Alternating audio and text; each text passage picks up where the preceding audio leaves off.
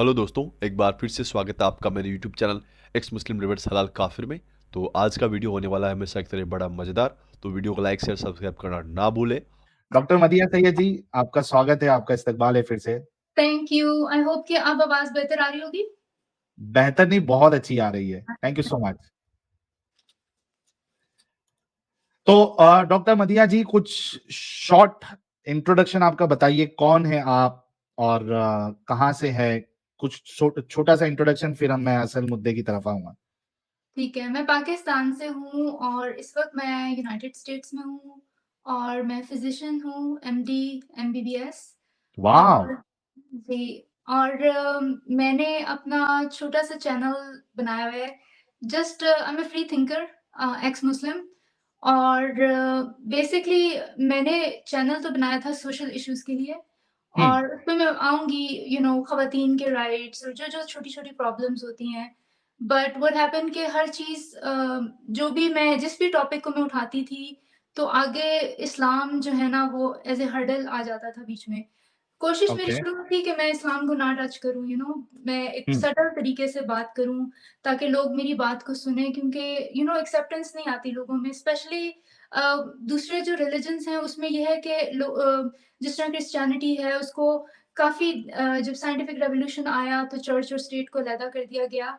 तो ये डिबेट्स काफ़ी सालों से, कई सदियों से चल रही हैं कि रिलिजन वर्सेस साइंस वर्सेस एथियज़्म। लेकिन जो इस्लाम है ना, उसको कभी इतनी ओपनली डिस्कस नहीं किया गया, उसको चैलेंज नहीं किया गया। एक तो ये वजह है कि वेरी एक्सट्रीमिस्ट जो माइंडसेट है जो फॉलोअर्स हैं इस्लाम के और उसकी वजह दूसरी वजह है कि इंटरनेट भी नहीं था उस वक़्त, तो जो लोग सोचते भी थे, क्वेश्चन भी करते थे इस्लाम के मुतालिक, वो खामोश ही रहते थे क्योंकि एक तो ये कि गुनाह है, फिर आप आउटकास्ट हो जाते हैं, आपको फैमिली ही नहीं अलहदा कर देती है और जिस तरह जो मुर्तद का वर्ड है इस्लाम में अगर कोई रिलिजन को छोड़ दे, मुझे नहीं पता बाकी रिलिजन्स के बारे में कि किसी और मज़हब में ऐसा है कि आप मज़हब छोड़ दें तो आपको कत्ल कर दिया जाए। तो इस्लाम को छोड़ने की सज़ा कत्ल है, तो नोबडी थॉट कि इट्स वर्थ इट कि आप अगर आप इंटरनेट से पहले कि अगर आप मज़हब छोड़ भी दें, तो आप इसको ओपनली डिस्कस करें और अपनी ज़िंदगी को खतरे में डालें, क्योंकि आपको ये नहीं पता आपको कोई सपोर्ट मिलेगी या नहीं। तो जब मैं कोई भी टॉपिक उठाती थी, मुझे नज़र आता था कि इस्लाम को डिस्कस किए बगैर आप ऑनेस्टली किसी भी इश्यू को एड्रेस नहीं कर सकते।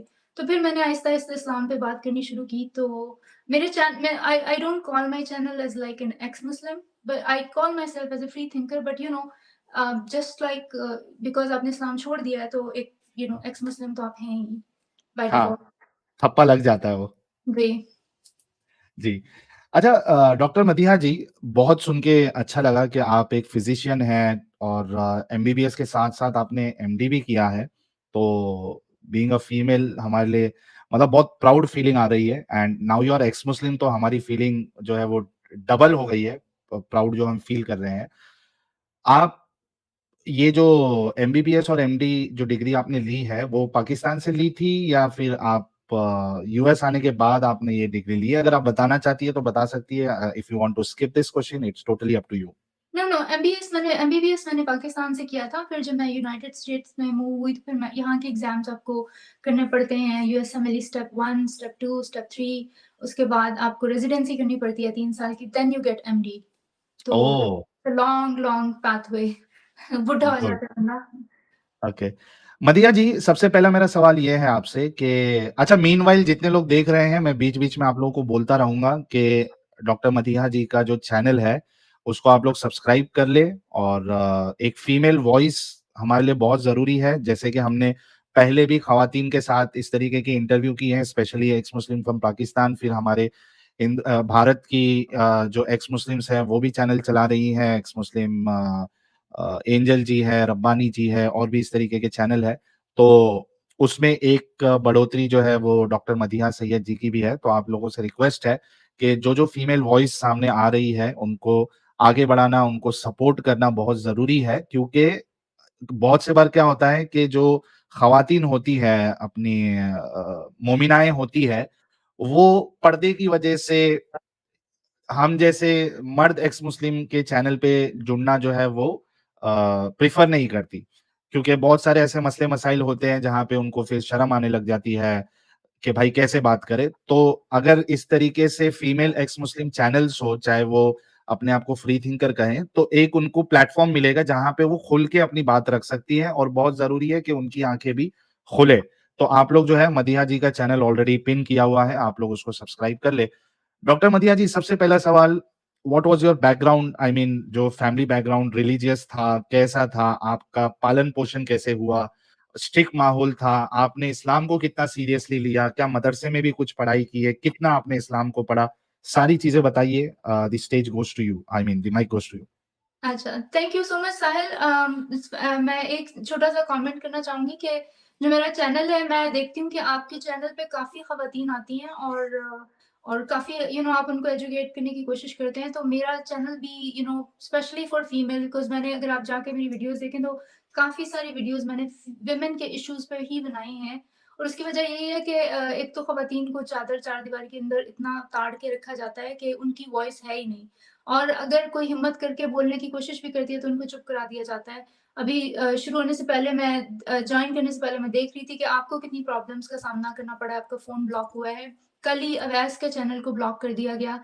शायद मेरे चैनल को भी बंद कर दिया जाए, बिकॉज़ ये जो हम लोग बातें कर रहे हैं बहुत आसानी से हज़म होने वाली नहीं है। हम बेसिकली सच पेश कर रहे हैं और जिसको छुपाया गया है झूठ बोल-बोल के।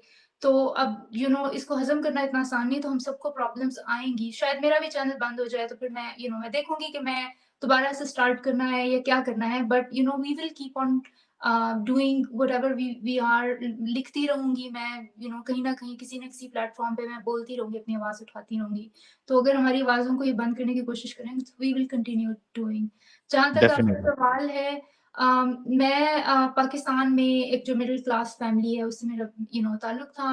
मेरे पेरेंट्स कोई इतने रिलीजियस नहीं थे, कोई ख़ास हमारे घर में मज़हबी माहौल नहीं था। एक जो एवरेज मुसलमान की जो होती है, नमाज़ पढ़ ली, आपको नमाज़ का एक जो रिग्रेट रहता है, हर वक़्त नमाज़ नहीं पढ़ी, नमाज़ छोड़ दी। एक जो हर वक़्त सर के ऊपर एक ना आपकी तलवार लटकी रहती है नमाज़ की, वो थी। अपने बहन-भाइयों में सिर्फ़ मैं सबसे ज़्यादा रिलीजियस थी। मैं नहीं बताऊँगी मेरे कितने बहन-भाई, just for their protection, for their sake. लेकिन मैं अपने बहन-भाइयों में ज़्यादा रिलीजियस थी। मैं बड़ी बाकायदगी से नमाज़ पढ़ती थी, कोशिश करती थी कि मैक्सिमम नमाज़ें पढूँ, 5 वक़्त तो नहीं पढ़ती थी। मज़हब की एजुकेशन वही, जो एक दफ़ा आपने कुरान जो फ़ॉर्मेलिटी के लिए तमाम मुसलमान एक दफ़ा पढ़ लेते हैं और फिर उसके बाद कभी ख़त्म हो गया, उस पे आपने पढ़ लिया, कभी किसी के घर कोई डेथ हो गई तो उसपे कुरान पढ़ लिया। मतलब एक बेसिक फ़ॉर्मेलिटी का कुरान आपने पढ़ा। लेकिन वो जो एग्ज़ाम के लिए पास होने पे आप मानते हैं कि अगर मेरी फर्स्ट आ गई तो 100 नफ़ल पढ़ूँगी। एक जो एक ब्राइबरी होती है अल्लाह को देते हैं आप, वो करते थे। या फिर कभी भी कोई किसी के घर में मिलाद हो गया तो उसपे पढ़ लिया। या फिर अगर रबीउल अव्वल आ गई तो रात को सारी रात पढ़ जो आप जाग के 1-2 और इवेंट्स होते हैं जिसमें आप सारी रात जाग के करते हैं, मुझे अब याद नहीं आ रहा। अब शब काफ़ी बरात, शब शब मेराज, बारात में जिसमें लैलतुल आपकी, कद्र।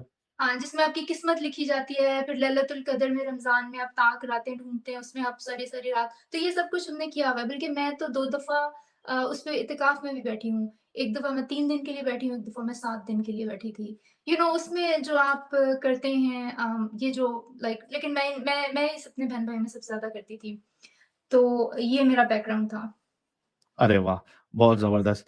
वो 3 दिन और 7 दिन, पूरा टोटल 10 दिन आपने कंप्लीट कर दिया। क्योंकि 10 दिन का एहतिकाफ होता है, तो वो आपने एक बार 3 दिन, एक बार 7 दिन कंप्लीट कर दिया। तो बेसिकली जैसे कि आपने बताया कि बहुत ज़्यादा रिलीजियस आपका घराना नहीं था, और मुझे लगता है कि ये एक बहुत बड़ी वजह है कि आपको आपकी जो डिग्री वहाँ पे कंप्लीट करने का पूरा मौका मिला, एमबीबीएस आप वहाँ पे कंप्लीट कर पाई। अगर बहुत ज़्यादा रिलीजियस होता, तो हमने देखा है कि बहुत ज़्यादा रिलीजियस घराना जो है, फिर वो तो 10वीं तक भी पहुँचने नहीं देते हैं, लेट अलोन एमबीबीएस, वो तो बहुत दूर की बात हो जाएगी। लेकिन कहीं न कहीं आपके अंदर रिलीजियस ज़्यादा ना होते हुए भी एक अल्लाह की मोहब्बत थी, रसूलुल्लाह की मोहब्बत थी, अ, इस्लाम से बहुत ज़्यादा आपको प्यार था, मोहब्बत थी, और हर मुसलमान की तरह आप भी इसको एक सबसे सच्चा, बल्कि सबसे सच्चा नहीं, यही सच्चा मज़हब आप मान रही होंगी। तो ऐसी क्या वजह हुई, या फिर कब से आपके दिमाग में ये बातें आने लगी? क्या टर्निंग पॉइंट था, जहाँ पे फिर आपको ऐसा महसूस होने लगा कि यार कुछ तो गड़बड़ी है? अच्छा। कौन सा स्टेज? जी। हाँ, तो मैं ये कहती हूँ कि जो मुसलमान हैं ना वो 3 टाइप के मुसलमान होते हैं। एक तो वो होते हैं जो सर तन से जुदा वाले, दे कैन नॉट, जो तालिबान या आईसिस या इस टाइप के मुसलमान हैं जिनको एक्सट्रीमिस्ट माइंड्स है, ठीक है? एक जो मिडल में होते हैं वो जो आते हैं आपके चैनल पे और आके बहस करने की कोशिश करते हैं कि उन्हीं का रिलिजन सच्चा है, जो कि उनको नज़र आ रहा होता है कि गलत बातें हैं, वाइफ बीटिंग गलत है, जो जायदाद में हिस्सा लड़कियों को देना वो गलत है, औरत को तलाक का हक ना मिलना गलत है। इस तरह की जो बातें हैं जो इस्लाम की हैं। लेकिन वो ना कोई रैशनल इसका बना लेते हैं कि नहीं, इसकी इसके पीछे अल्लाह सुब्हानहू व तआला की ये हिकमत है, इसके पीछे ये हिकमत है, जो आके रैशनलाइज़ करते हैं। और एक मैं थर्ड कैटेगरी में थी, जो थर्ड कैटेगरी है ना वो मज़हब के अंदर है। उसको पता है कि कुछ बातें गलत हैं और वो उसको क्वेश्चन करता है। तो मैं ये हुँ, थर्ड कैटेगरी में थी। मुझे हमेशा से ये प्रॉब्लम थी कि ये क्या बात हुई, औरतें क्यों घर में रहें, औरतें क्यों पर्दा करें, मर्द क्यों नहीं पर्दा करते? औरतों को भी तो मर्द पसंद आ सकते हैं, हमारी भी तो आँखें हैं। मर्दों को सिर्फ़ नज़रों का हिजाब है, हमें कह देते हम भी नज़रें नीची कर लें तो सारा मसला हल हो जाता। या फिर हुँ। मैं लड़की हूँ तो मैं कमतर क्यों हूँ, मर्द क्यों कवाम है? या फिर जो हज पे जाना है तो महरम लेके जाएँ, why can't I go alone? इस तरह के मैं क्वेश्चन्स करती थी। दूसरी जो रसूल की मोहब्बत है, अल्लाह की मोहब्बत तो एक नेचुरल चीज़ है ना जो डाली जाती है। रसूल की मोहब्बत में हमेशा ना मुझे होता था कि समथिंग इज़ रॉन्ग, कोई दाल में कुछ काला है। मुझे होता था वो ज़्यादा अल्लाह मियाँ के लाडले हैं, हम क्यों उन पे दुरूद भेजें? मैं ये कहती होती थी बचपन में ना। फिर मुझे ये भी होता था कि उनकी फ्रेंड्स और फैमिली क्यों, फातिमा क्यों जन्नत की सरदार हैं? लाइक हम क्या सौतेले हैं अल्लाह मियाँ के? लाइक मुझे ये क्वेश्चन्स आते थे। फिर हमारी जो इस्लामियात की किताब है पाकिस्तान में, उसमें उनकी ना 11 या 12 वाइफ्स जो थी प्रॉफिट की, उनके बारे में हमें पढ़ाते थे। तो वो ना मुझे, क्योंकि मैं छोटी थी, मुझे समझ नहीं आती थी, लेकिन मुझे उलझन बहुत होती थी कि इतनी बीवियाँ क्यों हैं एक बंदे की? Like what was the reason? और जब उस वक़्त आयशा की, मेरी इस्लामियात की किताब में मुझे अच्छी तरह बताया कि आयशा का बताते थे कि हुज़ूर जो हैं वो गुड़ियों से खेलते थे उनके साथ। तो उस वक़्त मुझे थोड़ा अजीब लगता था, लेकिन इस तरह नहीं होता था कि क्वेश्चन पैदा हो कि why a little girl is his wife. लेकिन ये क्वेश्चन मेरे ज़हन में आते थे। तो नहीं तो और आपको अच्छा मदीहा जी मैं बीच में आपको टोक सकता हूँ ना? No issues? या नो प्रॉब्लम। अच्छा ओके। अच्छा जो बैक स्टेज साहिल हाँ, भाई एक सेकंड मैं आपको रोकूंगा जरा यार। चैट में कुछ लोग बदतमीजियां कर रहे हैं, प्लीज भाई लोगों इस तरह ना करें, अदरवाइज चैट ऑफ करनी पड़ेगी मुझे। चैट ऑफ और नहीं, हमारे जो मॉडरेटर है वो सीधा टाइम आउट दे, अगर फिर भी ना माने तो सीधा ब्लॉक कर दे। जी ओके। जी और जो बैक स्टेज में जो मोमिन हजरात है, आप लोगों से रिक्वेस्ट है कि थोड़ा मदीहा जी से जब बातें कंप्लीट हो जाएंगी फिर मैं आप लोगों को लेता हूँ। आप लोग टेंशन ना लीजिए। मोहम्मद गुफरान, शादिल अहमद साहब, शारजिल अहमद साहब, थोड़ा सा सब्र करिए। ये सेशन कंप्लीट होने के बाद आपको जो है ना वो लिया जाएगा और हम आपसे बात करेंगे। अच्छा ये बता अच्छा। दो साहिल भाई, ये जो गेस्ट हाँ, नीचे और लोग जुड़े हुए हैं वो लोग चैलेंजिंग वाले मोमिन हैं, चैलेंज देके आए हुए हैं। तो भाई लोगों अच्छा। आप लोग इस तरह की बात नहीं करें कि भाई हमको लिया नहीं, हम बैठे थे। जरा 1 घंटे बाद जुड़िए प्लीज। हाँ, अभी ये सेशन के बाद आप लोग जुड़ना, आपसे बात करेंगे। चैलेंजिंग वाले जितने मोमिन हजरात हैं, हम तो चाहते हैं चैलेंजिंग वाले मोमिन हजरात आए, तो उनसे बात करें, कोई मुश्किल नहीं। अच्छा मदीहा जी, तो आपको जो डाउट आया कि हज़रत आयशा जो है वो छोटी बच्ची है और वो गुड़िया के साथ, खिलौने के साथ खेल रही है। तो आपने तो कहा आप एमबीबीएस हैं, आप एमडी हैं, आप फिज़िशियन हैं, तो आप लोगों को पढ़ाया नहीं गया कि वो 1400 साल पहले अरब में जो है वो 6 साल की बच्ची जो है वो आज की 18 साल के जैसी जवान और एकदम परफेक्टली जैसा क्या कहते हैं उसको सनी लियोनी जैसे हो जाती थी। ये नहीं पढ़ाया गया आपको साइंस में? हमारे मोमिन हज़रात तो यही कहते हैं आके कि वो 1400 साल पहले बच्चियाँ जो है 6 साल में, 9 साल में 18-20 साल की तरह हो जाती थी। आपकी मुझे आवाज़ नहीं आ रही। आपको मेरी आवाज़ आ रही है? हाँ, आपकी आप डिस्कनेक्ट हो गई थी। मैं नहीं, फिर से नहीं। रिपीट कर दूँ? नहीं, नहीं, मुझे समझ आ गई है। नहीं, ऐसा कुछ नहीं है। देखिए, ये इसको रैशनलाइज़ करने की कोशिश करते हैं। ज़ाहिर है एक ऐसी चीज़ है जो कि हदीस में बयान की है और मुतवातिर हदीस में है। ये जब मैंने इस्लाम पढ़ा तो मैंने देखा है कि सही बुखारी नहीं, सही मुस्लिम में कई जगह कई नरेटर्स ने ये एक ही बात की है। तो इस बात में तो कोई डाउट नहीं है कि उनकी एज इतनी ही थी। अब इस बात हुँ, को जस्टिफ़ाई करने के लिए ये कहा जाता है कि नहीं, वो तो उस ज़माने में बच्चियाँ जवान हो जाती थीं। व्हिच इज़ ट्रू कि उस ज़माने में जो है कस्टम शायद ये था कि छोटी बच्चियों की शादियाँ कर देते थे। यहाँ अभी भी जो पाकिस्तान के ट्राइबल एरियाज़ हैं, हिंदुस्तान में भी होगा कि जहाँ छोटी बच्चियों की शादियाँ कर देते हैं, उसकी वजह ये है कि उसकी वजह जहालत है, इग्नोरेंस है, ठीक है? अब जब मॉडर्न टाइम्स आते हैं तो आप एक एक चीज़ मैं ये कहूँगी कि देखें, एक ज़माना था जब स्लेवरी थी दुनिया में, ठीक है? और उसको ठीक समझा जाता था। जो उस वक़्त के लोग थे वो स्लेवरी को गलत नहीं समझते थे। प्रॉफ़िट के ज़माने में, उस ज़माने में शायद बच्चियों की शादियाँ छोटी एज में कर दी जाती थी। हम अब जब आपके पास अवेयरनेस आती है तो इसमें हम थोड़ा सा करेक्ट कर दूं आपको? जी। हाँ, मैं वो भी आ रही हूँ, मैं आपको सारे पॉइंट्स दूँगी। दूसरी ओके, पॉइंट ये है प्लीज गो कि अहेड। सिर्फ़ प्रॉफ़िट ने की, उनके बाकी फ्रेंड्स की कोई डॉक्यूमेंटेशन नहीं कि वो बाकी लोगों ने भी की। इसके अलावा उनकी अपनी बेटी की शादी तभी हुई जब वो जवान थी, तो ये एक आइसोलेटेड सा इंसिडेंस मिलता है। उसके अलावा इतनी सारी शादियों की क्या जस्टिफ़िकेशन है, वो समझ नहीं आती है। तो ये सारे काफ़ी सारे क्वेश्चन्स हैं, लेकिन मेडिकली ये बात बिल्कुल गलत है कि बच्चियाँ जवान जल्दी हो जाती थी उस ज़माने में। बच्चियाँ उतनी ही होती थी जितनी आजकल के ज़माने में है। उस ज़माने में अवेयरनेस नहीं थी, शायद जहालत थी, तो उसकी वज़ह से ये काम होता था। आपको as a human being who is born in this century एक गलत चीज़ को गलत कहने में आपकी इंटेलेक्चुअल ऑनेस्टी है कि आप कहें कि ये गलत था। उसको रैशनलाइज़ करने की कोशिश ना करें। हाँ, हमें उस ज़माने को उस ज़माने के हिसाब से देखना चाहिए, ठीक है, हुआ था। लेकिन जब आपका क्लेम ये हो कि वो शख़्स ही is a role model for rest of humanity for forever and ever, then there is a problem कि फिर आप कहते हैं कि नहीं, ये गलत है। तो ये इस तरीके से आप काउंटर करें। मैं बेसिकली मैं ये कहती हूँ कि आप आइडियोलॉजी को चैलेंज करें, आप जो उसके फॉलोअर्स हैं उनको एजुकेट करने की कोशिश करें instead of demonising the followers who are जो जो फॉलो कर रहे हैं उस आइडियोलॉजी, क्योंकि वो सारे मेरे जैसे लोग हैं जो अपने मासूमियत में या अपनी हमें अवेयरनेस नहीं थी, जब हमें अवेयरनेस मिली है कि और भी ये इसको क्वेश्चन किया जा सकता है, जिसमें मैं भी आऊँगी। आप अपना ये अगर मैंने आपके सवाल का जवाब दे दिया हो तो। बिल्कुल, बिल्कुल। बहुत अच्छे से आपने कहा। मेरे को लगा कि कहीं वो मोमिना वाला मोमिन नहीं, मतलब खुश नहीं हो जाए आपके आर्गुमेंट नहीं, सुन के, तो आपने बड़े अच्छे से उसको कवर किया कि भाई सबसे पहली बात तो वहाँ वो टाइम में भी जो बच्चियाँ थी, वो बच्चियाँ ही रहती थी, कोई बड़ी नहीं हो जाती थी। और उसकी जो दलील है वो खुद हज़रत आइशा की खुद की ज़बानी है कि वो गुड़िया से खेलती थी और वो कह रही है कि मुझे जब वलीमा वाला दिन था उनका, तो वो कहती है मुझे पता भी नहीं था मेरे साथ क्या हो रहा है। हालाँकि जो मैच्योर लड़की होगी, उसकी शादी, उसकी वलीमा उसको अच्छे से पता होता है कि आज मेरी शादी, आज मेरा वलीमा है, क्योंकि एक बहुत बड़ा लाइफ़ का ये बहुत बड़ा इवेंट होता है, तो पता होता है। तो हज़रत आइशा का ये कह देना कि भाई मुझे पता ही नहीं था मेरे साथ क्या हो रहा है और मैं झूले में खेल रही थी सहेलियों के साथ और मुझे लाया गया, तो ये खुद इस बात की दलील है कि वो आम बच्चियों की तरह ही थी उस एज में और उनको पता नहीं था, ना वो फिज़िकली मैच्योर थी, ना मेंटली मैच्योर थी।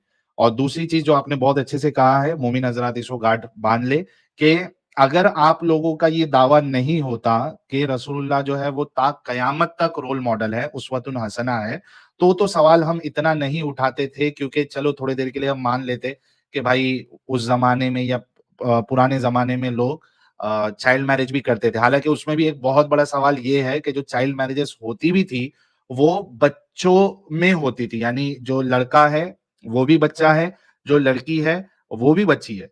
उस लिहाज से भी आपके रसूलुल्लाह जो है, वो ऐसा नहीं है कि हम उस ज़माने का है करके छोड़ दें, क्योंकि रसूलुल्लाह 53 इयर्स के एक बूढ़े इंसान हैं।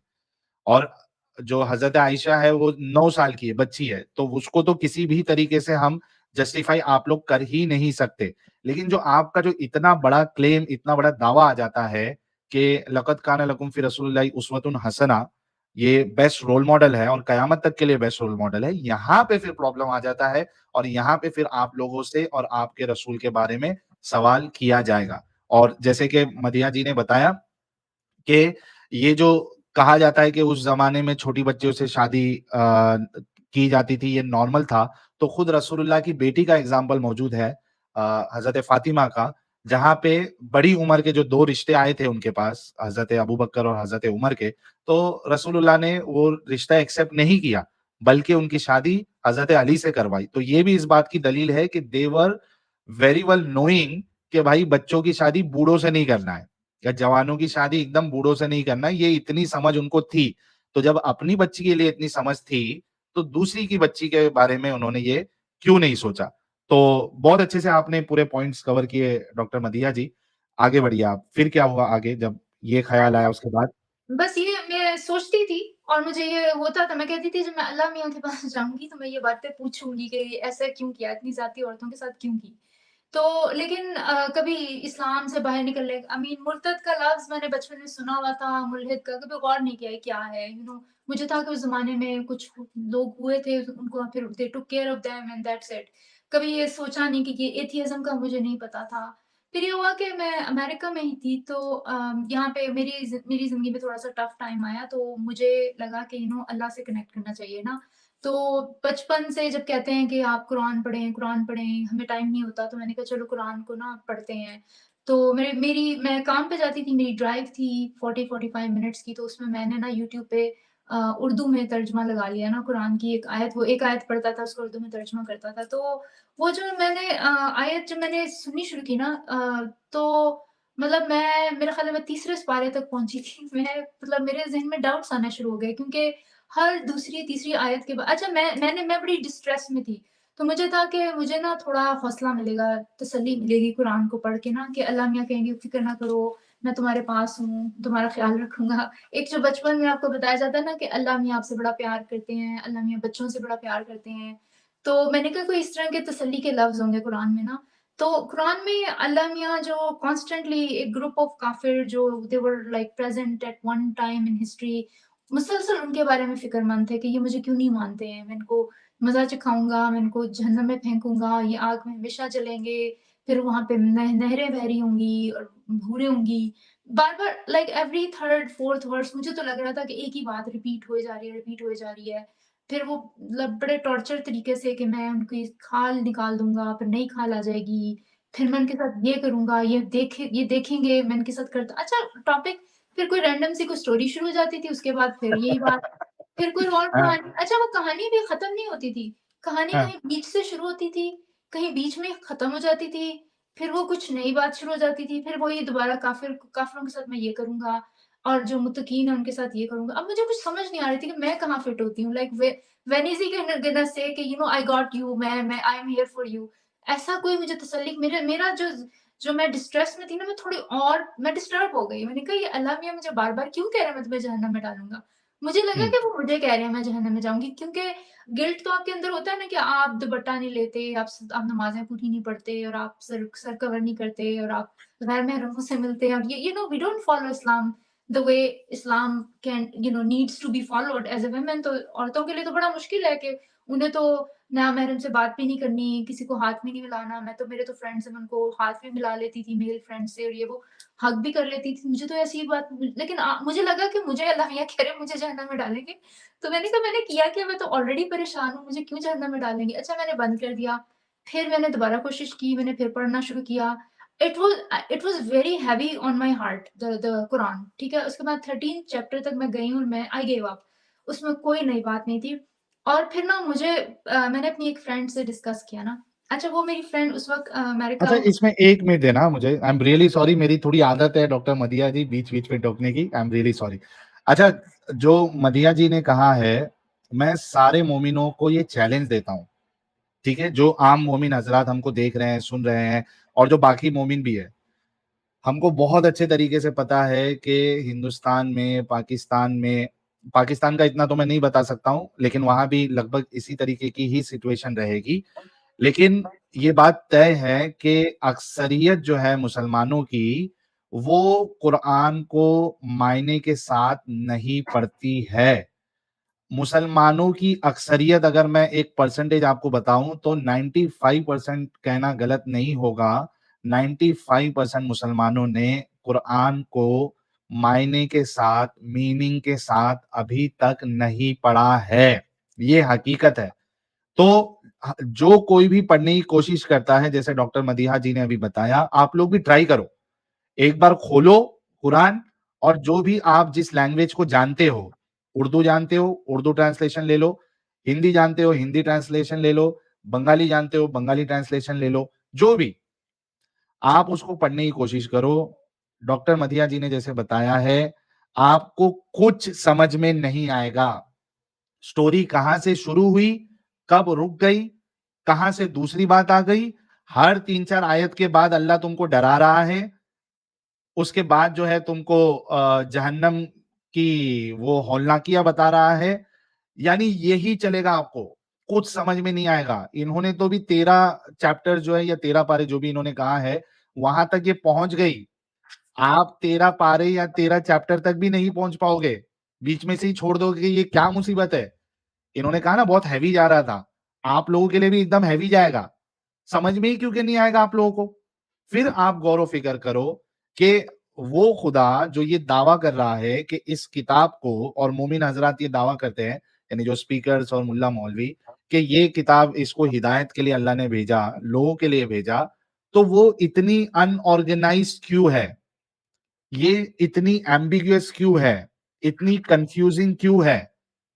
फिर आप उस पे गौर करो तो आपको समझ में आएगा कि खुदा इस तरीके की का मतलब क्या कहते हैं, इतनी बेकार फॉर्म में अपना मैसेज नहीं पहुंचा सकता।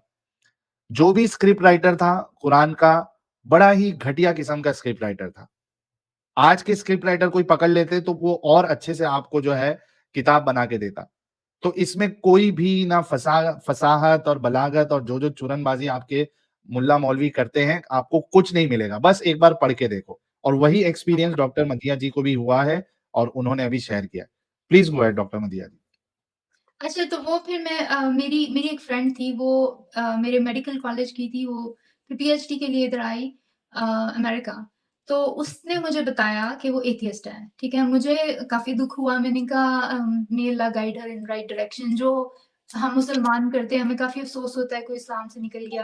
अब मैं ज़ाहिर है, मैंने आपको बताया मैं तीसरी टाइप की मुसलमान थी, मैं खुद भी काफ़ी रैशनल थी, तो मैंने ये तो नहीं किया कि मैं उसको मतलब एग्रेसिव हो जाऊँ, फिर बातचीत बंद कर दूँ। ज़ाहिर है वो मेरी फ्रेंड थी, क्योंकि आमतौर पे जो यहाँ पर मुसलमान हैं, वो द मिनट यू से कि आप जो हैं इस्लाम में नहीं है, तो वो आपसे बातचीत, आपका बायकॉट कर देते हैं, आपसे बातचीत बंद कर देते हैं ना।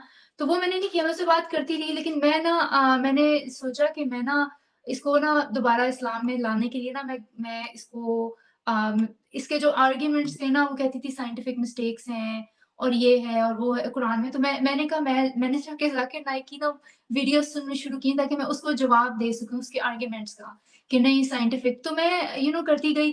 तो मैं ये 2014 की बात है। शुरू तो मैंने इसलिए किया कि मैं उसको आर्ग्यूमेंट्स के जवाब दूँ। अब वो मेरे हमारी रिलिजन पे ना डिस्कशन शुरू हो गई। वो मुझे हम्म। आर्ग्यूमेंट्स देती थी, तो मैं कन्विंस हो जाती थी। फिर मैं दोबारा जाके फिर मैंने ज़ाकिर नाइक को छोड़ दिया। मैंने कहा नहीं, गांधी साहब को सुनते हैं ना, गांधी साहब के पास अच्छे आर्ग्यूमेंट्स हैं। अब मैंने गांधी साहब को सुनना शुरू किया। अब मेरे ज़हन में ये डाउट हो गया था पैदा कि वाक़ई डज़ गॉड एक्ज़िस्ट? तो गांधी साहब का एक पूरा लेक्चर है कि क्या खुदा का कोई वजूद है? वो कोई सुनना शुरू किया। 50 मिनट गुज़र गए, उन्होंने उस सवाल के जवाब नहीं दिए कि क्या खुदा एग्ज़िस्ट करता है। मेरी तसल्ली नहीं, मैंने कहा शायद मैंने मिस कर दिया, इन्होंने जवाब दे दिया है, शायद मैंने मिस कर दिया। मैंने दोबारा सुना, वो फिर भी 50 मिनट मुश्किल सी उर्दू घुमा-घुमा के बाद कोई मेरे पल्ले नहीं पड़ी। उसके बाद ना मैंने अपनी फ्रेंड से कहा मैं क्या करूँ ना? तो उसने कहा ऐसा करो कि मैं तुम्हें कुछ बुक्स बताती हूँ, वो पढ़ो। तो मुझे क्रिस्टोफर हिचन्स की किताब है गॉड इज़ नॉट ग्रेट, वो मैंने पढ़ी और it just like opened all the Windows in my brain. It just like everything made sense. वो जो मैंने the God is not great पढ़ी ना, जो-जो उसमें बातें लिखी हुई थी, वो एग्ज़ैक्टली जो मैं फ़ील कर रही थी, जो मेरे ज़हन में आ रहा था, एग्ज़ैक्टली वो एवरीथिंग मेड सेंस, ठीक है? उसमें वो सारे रिलिजन्स के बारे में बात करते हैं। अब मज़हब के बारे में जो किताबें लिखी जाती हैं ना, उसमें इस्लाम को जो राइटर्स हैं, वो नहीं डिस्कस करते, जानबूझ के, क्योंकि आपको पता है डर होता है। सलमान रुश्दी के साथ क्या हुआ? हम्म। जब भी कभी कोई इस्लाम को टच करने की कोशिश करता है, उसको ये लोग कत्ल कर देते हैं, एग्रेसिव हो जाते हैं। लेकिन क्रिस्टोफर हिचन्स की किताब में उसने क्रिश्चियनिटी को भी डिस्कस किया, उसने सारे वर्ल्ड रिलिजन्स को, मेरे ख्याल है हिंदुइज़्म को भी डिस्कस किया, आई डोंट रिमेंबर। लेकिन उसने इस्लाम को बड़े ओपनली उसने डिस्कस किया और उसने कहा कि ये सारे मैन मेड हैं एंड एवरीथिंग एंड उसने एक वो स्टोरी है मदर टेरेसा वाली, कि किस तरह ये सब मज़हब बेवकूफ़ बना रहे हैं। उसके बाद मैंने रिचर्ड डॉकिंस की किताब पढ़ी। उसके बाद मैंने डैनियल डेनेट की ब्रेकिंग द स्पेल पढ़ी। फिर मैंने सैम हैरिस की पढ़ी। एक तो उसकी 2-3 किताबें हैं जो बहुत ज़बरदस्त हैं, एंड ऑफ फेथ। उसके बाद उसकी एक मोरल लैंडस्केप और एक और बुक है जो बहुत ज़बरदस्त है, लेटर टू क्रिश्चियन नेशन। और वो ये सारी किताबें जब मैंने पढ़ी ना, उसके बाद मैंने सेपियंस पढ़ी। Everything fail into place. मुझे कुछ सोचने की ज़रूरत ही नहीं पड़ी उसके बाद। It just kept on building up कि वाक़ई ये मज़हब जो हैं सारे मैन मेड हैं और इंसानों ने खुद बनाए हैं। उस वक़्त दे वर ट्राइंग टू अंडरस्टैंड कायनात के राज़ों को समझने के लिए सिंपल माइंडेड लोगों ने बनाए थे। बेसिकली छोटे-छोटे कल्ट्स की सूरत में ये डेवलप हुए और फिर आहिस्ता-आहिस्ता स्टेट लेवल पे जब उन्होंने अपनाया गया लोगों को कंट्रोल करने के लिए, ऑप्रेस करने के लिए, तो फिर इस तरह से उनको प्रोपेगेट किया। फिर जंगें हुई, लोगों ने कब्ज़े किए, इन्वेड किए और उसके बाद जहाँ-जहाँ जो-जो जिस-जिस मज़हब ने कॉन्कर किया या उनको कब्ज़ा किया, वहाँ पे लोग गए और वो इस तरह से उन्होंने अपनी मज़हब लोगों को मज़हबी बनाया। तो एवरीथिंग मेड सेंस उसके बाद तो आपको लेकिन वो कुरान आप आप मज़हब को छोड़ना इतना आसान नहीं है क्योंकि आपको एक तो ये कि सबसे ज़्यादा खौफ आपको आखिरत का होता है, मरने के बाद आपके पास क्या होगा। लेकिन मुझे इसलिए ज़्यादा नहीं हुआ क्योंकि जो अल्लाह का जो इमेज था ना, जो बना हुआ था मेरे ज़हन में, वो शैटर हो गया कुरान पढ़ के। हुँ। मुझे अल्लाह लगा बहुत नार्सिसिस्ट है। ही जस्ट वांट्स टू बी प्रेज़्ड अपनी खुद ही तारीफ़ें किए ही जा रहा है। हर तीसरी आयत के बाद ये भी आता था। एक एक तो जन्नत दोज़ख का बता के फिर खुदा गफूर है, रहीम है, फिर कोई और तारीफ़ आ जाती थी। मुझे समझ नहीं आया मैंने कहा क्यों अपनी बार-बार तारीफ़ किए जा रहा है? We got it like I understand कि ये कोई ऑथर जिस तरह मैं अपनी किताब लिखती हूँ ना, मैं हर किताब के हर सफ़े पे मैंने कहा मैं बहुत ज़बरदस्त हूँ। I am like great. फिर मैं अगले पेज पे तो आप इरिटेट हो जाएँगे, यार भी हमने सुन लिया आप ग्रेट हैं, लेकिन ग्रेटनेस का तो दूसरे लोग बताएँगे ना कि आप ग्रेट हैं कि नहीं, आप खुद तो नहीं बताएँगे कि आप ग्रेट हैं। तो क्या मुझे बात है! लगा कि गॉड इतना नार्सिसिस्ट क्यों है? फिर मुझे लगा कि गॉड बाइपोलर है। एक तरफ एक अच्छा ये चीज़ मुझे कभी हज़म नहीं होती कि अम, बल्कि मैं अभी एक कुछ दिन पहले एक ट्विटर स्पेस पे थी और मैं कह रही थी जब मैंने कुरान को पढ़ा, तो मुझे लगा कि एक टॉक्सिक बुक है क्योंकि इतनी एग्रेशन है। एक तो मुसलमानों को दूसरे क्रिश्चियंस और क्या ज्यूज़ यहूदो नसारा करके इतना एक अगर एक गॉड ने पूरी दुनिया बनाई है, तो वो इंसानों को मोहब्बत का पैगाम दे, वो क्यों लड़वा रहा है इंसानों को आपस में एक-दूसरे से? क्यों यहूदो नसारा करके व्हाई व्हाई गॉड देखिए एक इतनी billions and billions of galaxies हैं, बिलियंस एंड इतनी इतनी इन्फिनिट यूनिवर्स है। उसमें एक छोटी-सी दुनिया है, उसमें एक ज़र्रे जितनी, डॉट जितनी, उसमें इंसान है जो कि लाइक डॉट के अंदर आप एक इंसान डालें, वो इतना छोटा है। उसमें गॉड के पास कोई टॉपिक नहीं है सिवाय वो इंसानों की केयर कर रहा है कि वो उसको मानते हैं कि नहीं। लाइक वुड यू केयर मैं अपनी एक लाइव स्ट्रीम में मैंने बात की थी कि आप समझें कि आप गूगल के सीईओ हैं, जो कि गूगल पूरी दुनिया को जो फैली हुई है, ठीक है? उसमें आप पाकिस्तान के या इंडिया के एक छोटे से गाँव में आपके गूगल के ऑफ़िस का जो समझे कि कोई चपरासी है, आपको ये फ़िक्र है कि वो चपरासी मुझे मानता है कि नहीं सीईओ कि मैं सीईओ नहीं कर आप मतलब आपको कॉन्स्टेंटली ये टेंशन है, आप एक पूरी किताब लिखते हैं, अपनी आखिरी किताब ये गूगल का एक मैनुअल छापते हैं, जो कि आखिरी मैनुअल है और उसमें आपको फ़िक्र है कि वो चौकीदार आपको मानता है कि नहीं। लाइक वाह! मुझे मुझे लगा कि ये है गॉड का mindset. I just couldn't believe कि this is the God who made the whole universe. I just nobody can convince me कि गॉड की फ़िक्र ये है कि लोग उसको मानते हैं कि नहीं। Why would you care? Like if you made the universe like this इतनी ग्रैंड यूनिवर्स है, इट स्पीक्स फॉर इटसेल्फ कि it's so grand. If God really if the author of Quran is the God who made the universe, he wouldn't care कि लोग उसको मानते हैं कि नहीं।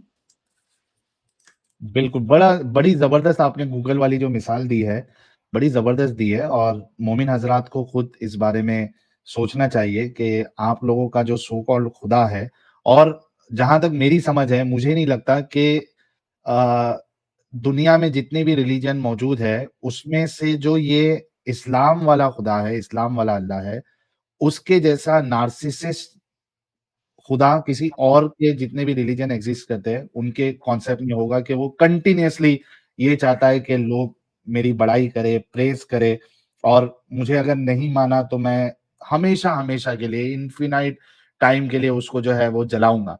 तो इतना खतरनाक खुदा तो मेरे को नहीं लगता किसी और के कॉन्सेप्ट में होगा, जो कि इस्लाम में है और अगर कोई कुरान पढ़े तो ये वाली फीलिंग उसको ज़रूर आएगी कि यार मतलब उसको क्यों मनवाना है भाई? क्यों मनवाना है उसको? क्या मिल जाएगा उसको मना और मोमिन हज़रात भी जब आके ये जब हम सवाल करते हैं, उसके जवाब में ऐसी जलेबी बनाते हैं। एक बार तो ये कहते हैं कि उसको फ़र्क नहीं पड़ता। आप उसकी इबादत करो, नहीं करो, आप काफ़िर हो जाओ, आप मुर्तद हो जाओ, पूरी दुनिया अल्लाह की इबादत नहीं करे, उसके खुदा होने में एक ज़र्रा बराबर भी फ़र्क नहीं पड़ेगा।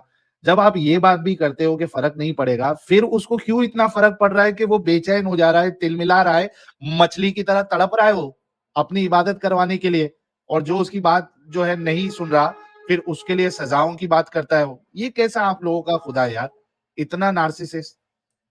अच्छा, उसको फिर वो ये भी चाहता है, वो ये भी नहीं चाहता कि आप जो है ना पाक साफ रहो, एकदम साफ सुथरे रहो। वो ये चाहता है कि आप गुनाह करो और गुनाह करने के बाद फिर माफी मांगो, तब अल्लाह को खुशी होती है।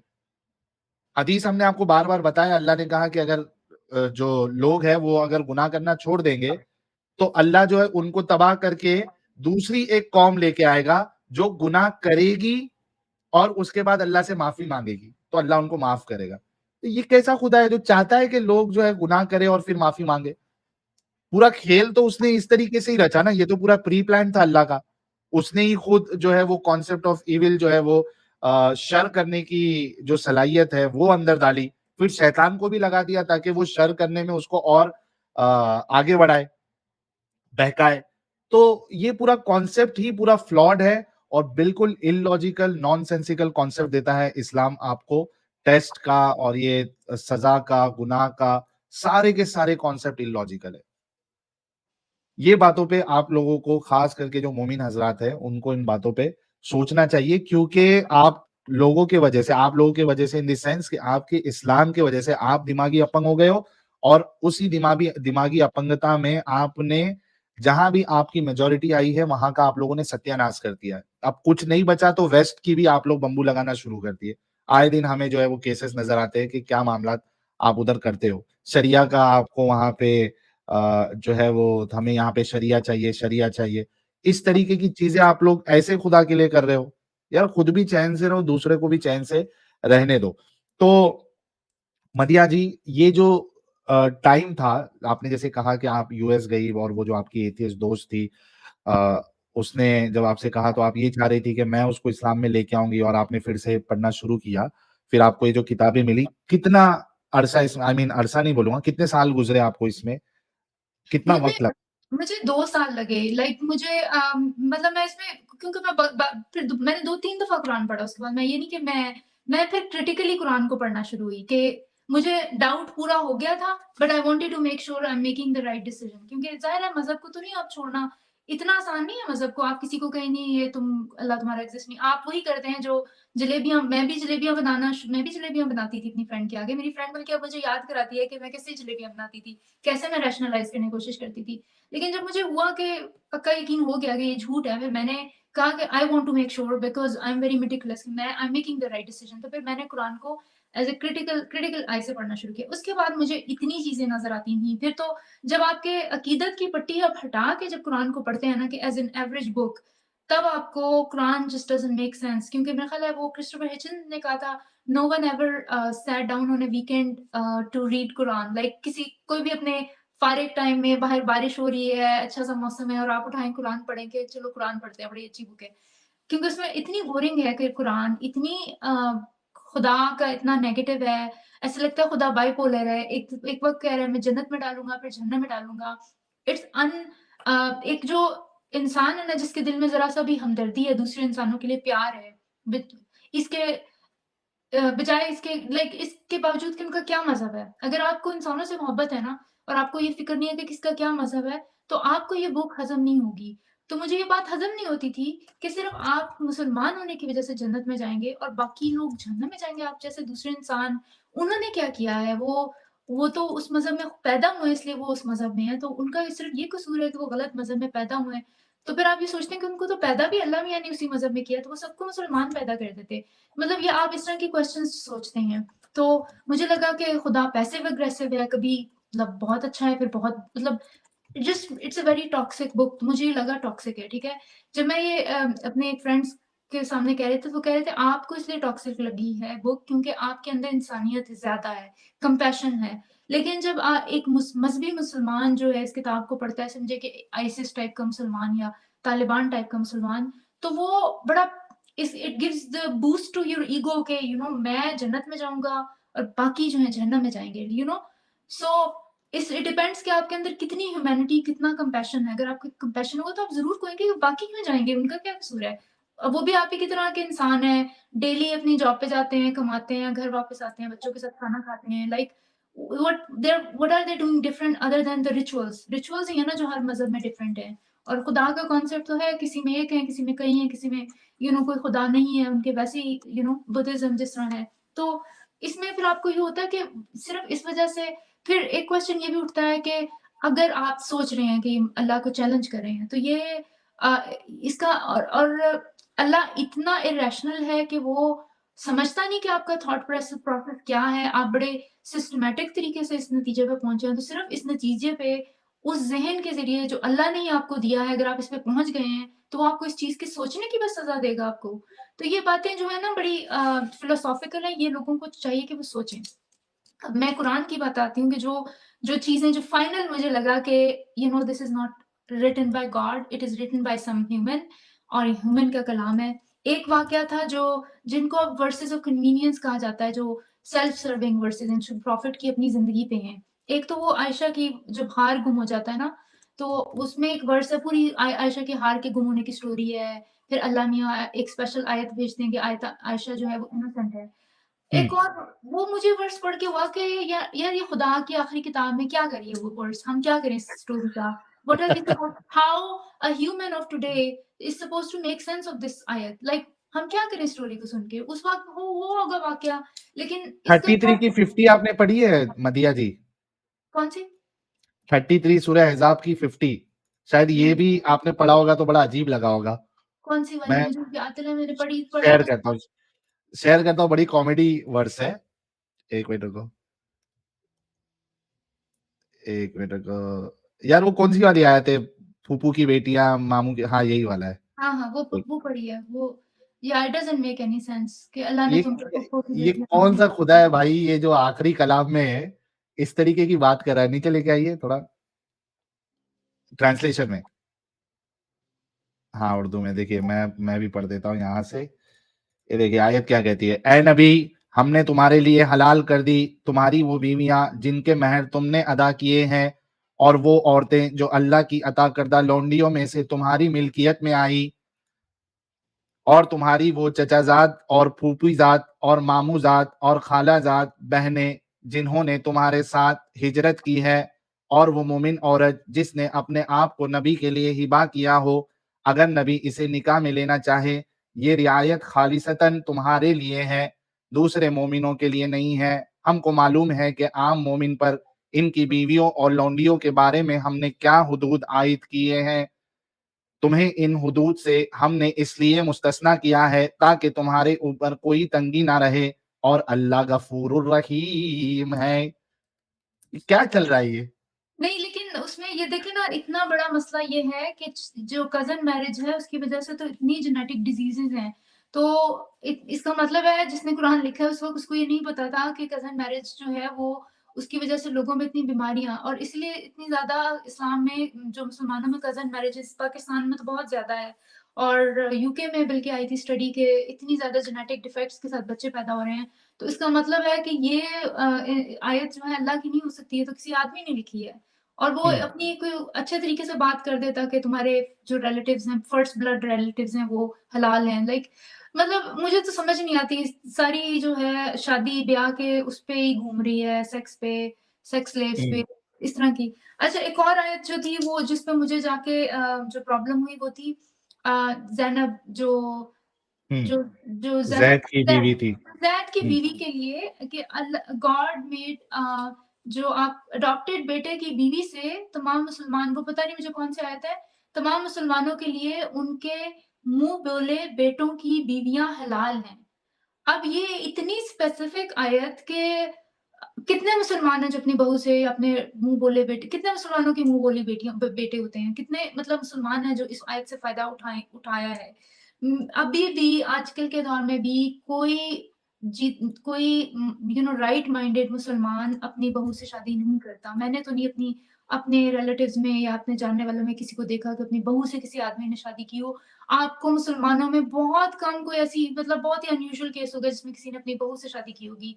तो ये this just serve the purpose to one man. हमें पता है सिर्फ एक शख्स है जिसने अपनी बहू से शादी की है। मुंह बोले बेटे को भी बेटा ही तो माना जाता है। अगर एग्जैक्टली adopted है तो क्या हुआ? यहाँ पे तो अमेरिका में तो अगर आप बच्चा अडॉप्ट करते हैं, आप उस बच्चे को भी कभी-कभार नहीं बताते कि आप अडॉप्टेड हैं। Like they find out exactly when they grow up. तो उनकी जो बेटी है वो बहू जो है वो आपकी बेटी की तरह होती है। तो कोई भी मुसलमान शादी नहीं करता अपनी बहू से। मुसलमानों को ये बात खुद पता है और वो इस बात पे क्यों नहीं गौर करते कि इस आयत से सिर्फ एक शख्स का फ़ायदा हुआ, ये सिर्फ एक शख्स के लिए भेजी लिखी गई है। अच्छा, मदीहा जी आपने बिल्कुल सही कहा। यहाँ पे देखिए ना कि हर जगह पे मोमिन हज़रात की हिपोक्रेसी नज़र आती है। मोमिन हज़रात खुद इस तरीके के काम नहीं करते हैं, लेकिन वो डिफेंड ज़रूर करेंगे रसूलुल्लाह को। खुद उसकी अपने उसकी वजह जी, ये है खुद ना कि हाँ, आप रैशनलाइज़ करते हैं। आपको बचपन में अरे आपको आयत बहुत ही मजे एक मिनट। अच्छा, ये वाली एक फनी सी क्लिप आपको जो स्पेशल वो छूट रसूलुल्लाह को दी गई थी, ज़रा ये भी सुन लीजिएगा। एक शॉर्ट सा वीडियो है हमारे हुज्जतुल मुर्तदीन साहब का। लगाइए अमित साहब। की है यार। अंधे पर, लंगड़े पर और बीमार पर और खुद पर कोई हरज नहीं कि तुम अपने घरों में खाना खा लिया करो।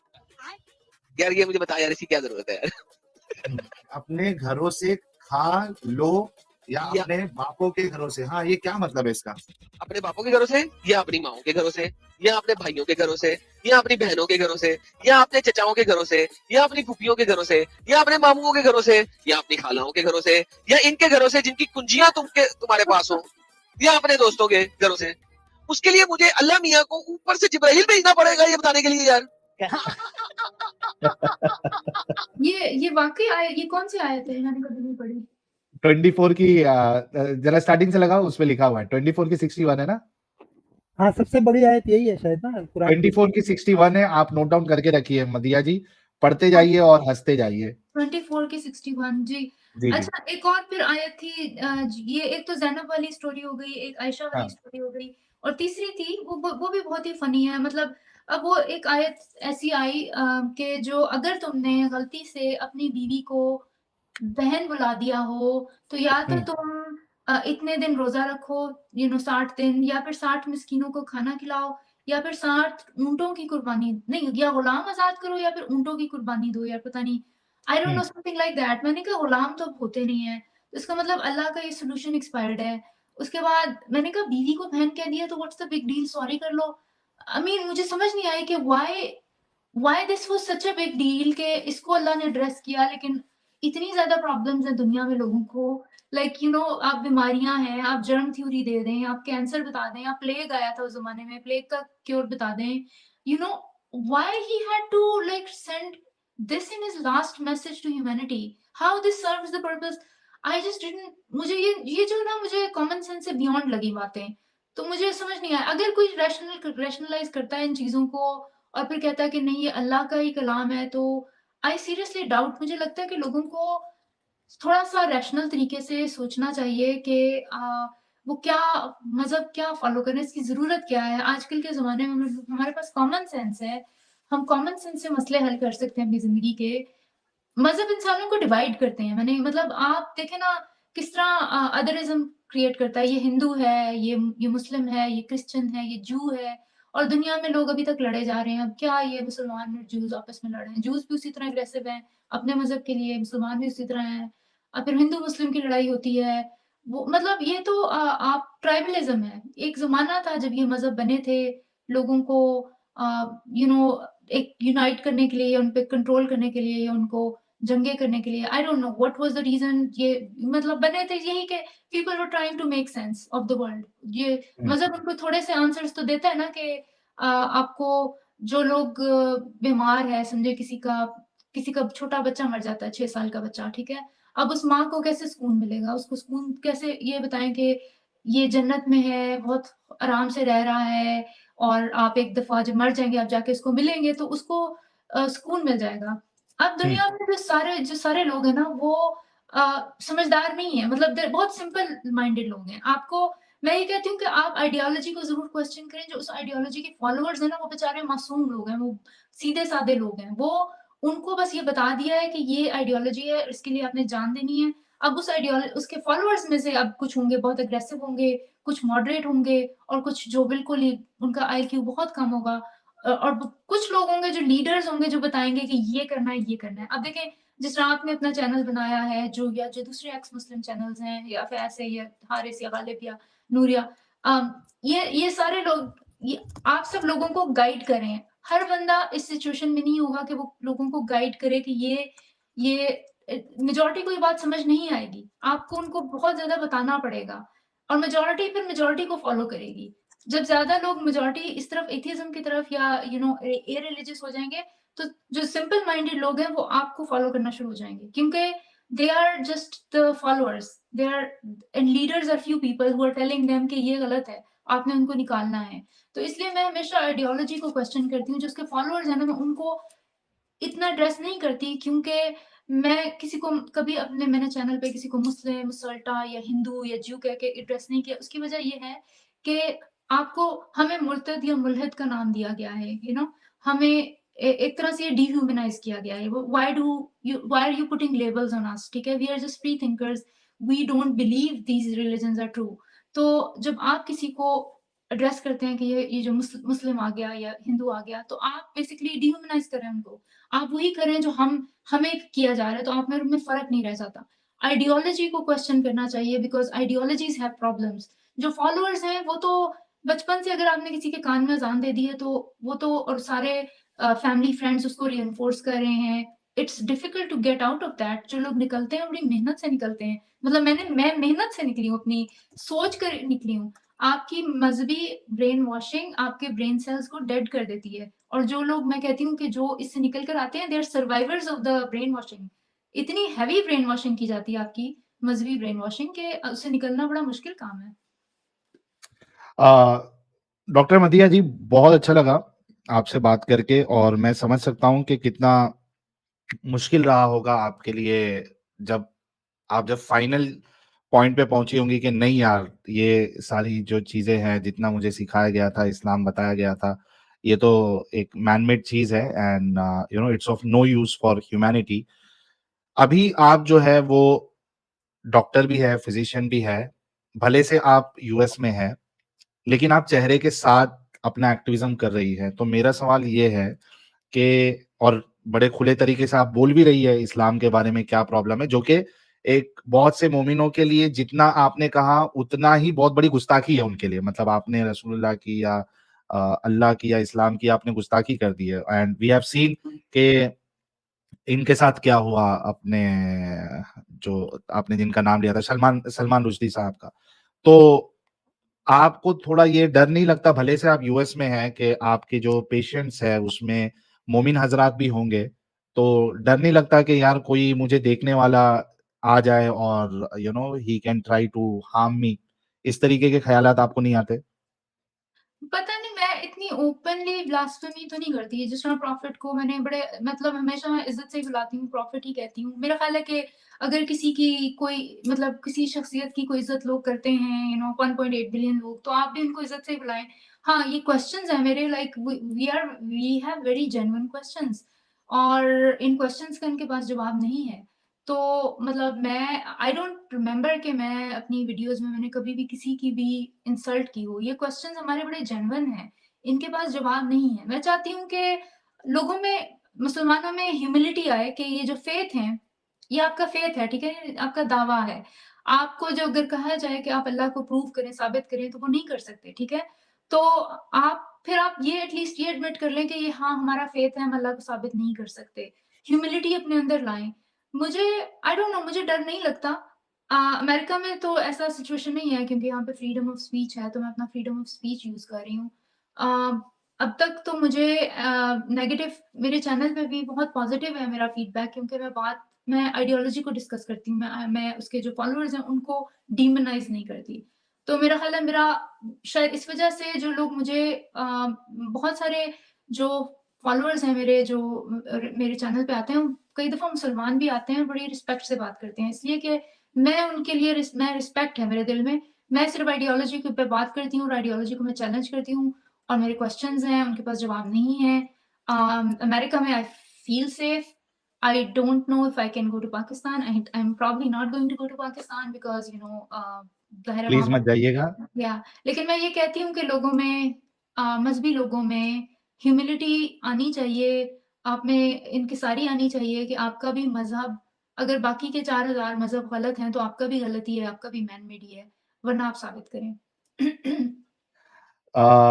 दोस्तों फिर से आप सभी लोगों से रिक्वेस्ट है कि मदीहा जी का खुद का चैनल है, डॉक्टर मदीहा जी का, और आप लोग इनके चैनल को ज़रूर सब्सक्राइब करें। ख़ास करके इनका जो फ़ोकस है वो फीमेल इश्यूज़ जितने हैं इस्लाम में, उसको एड्रेस करने की वो कोशिश करेंगी अपने चैनल के ज़रिए से। आप सभी लोगों से फिर से रिक्वेस्ट है, इनके चैनल को ज़्यादा से ज़्यादा सब्सक्राइब करें। और एक चीज़ मैं आप लोगों के सामने फिर से एक चीज़ क्लैरिफ़ाई कर देता हूँ कि देखिए हर एक की अलग-अलग राय होती है।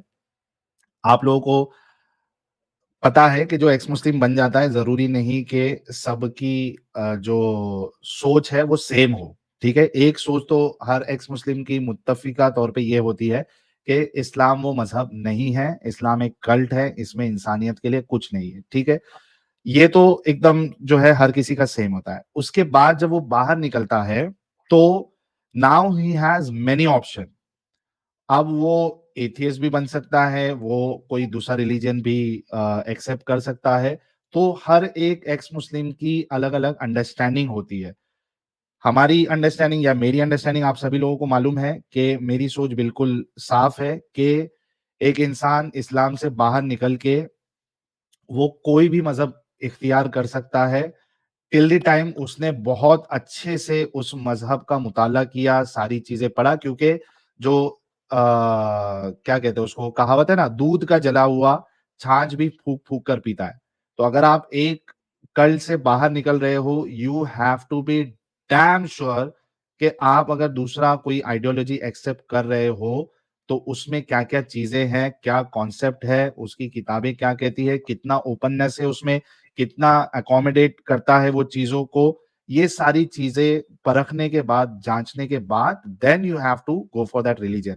आई डोंट हैव एनी इश्यू कि भाई कोई एक्स मुस्लिम बनता है, बहुत से लोगों के साथ ये होता है कि यार वो खुदा के बिना नहीं रह सकता। मतलब उसको ये तो समझ में आ गया कि अल्लाह जो है वो खुदा नहीं है और ये नार्सिसिस्ट है, लेकिन खुदा के तसव्वुर के बिना ही फील्स दैट एम्प्टीनेस, वो नहीं जी सकता। उसको चाहिए कोई ना कोई एक स्पिरिचुअलिटी के लिए एक सुप्रीम बीइंग चाहिए उसको, एक साइकोलॉजिकल वेलनेस के लिए। तो आई डोंट हैव एनी इश्यू, किसी को कोई स्पिरिचुअलिटी के लिए कोई खुदा पसंद आता है, a person is totally have all the right कि वो कोई भी मज़हब में जाए, till the time he has read that ideology, understood that and then accepted that. Similarly अगर कोई एथियस्ट बन जाता है, तो ये उसकी अपनी चॉइस है, उसकी अपनी अंडरस्टैंडिंग है, and we should not have, we should not hate people for having that kind of ideology or understanding. What best you can do is, चूंकि हम इंसान हैं, और एक बेस्ट तरीका ये होता है कि we can have arguments in a good way. हम एक दूसरे के ख्यालात पे क्वेश्चन कर सकते हैं, उस पे बहस कर सकते हैं, उस पे डिबेट कर सकते हैं, and you can prove the other person right, wrong, और या अपने आप को आप सही साबित कर सकते हैं। तो सिमिलरली यही मामला है मदीहा जी का।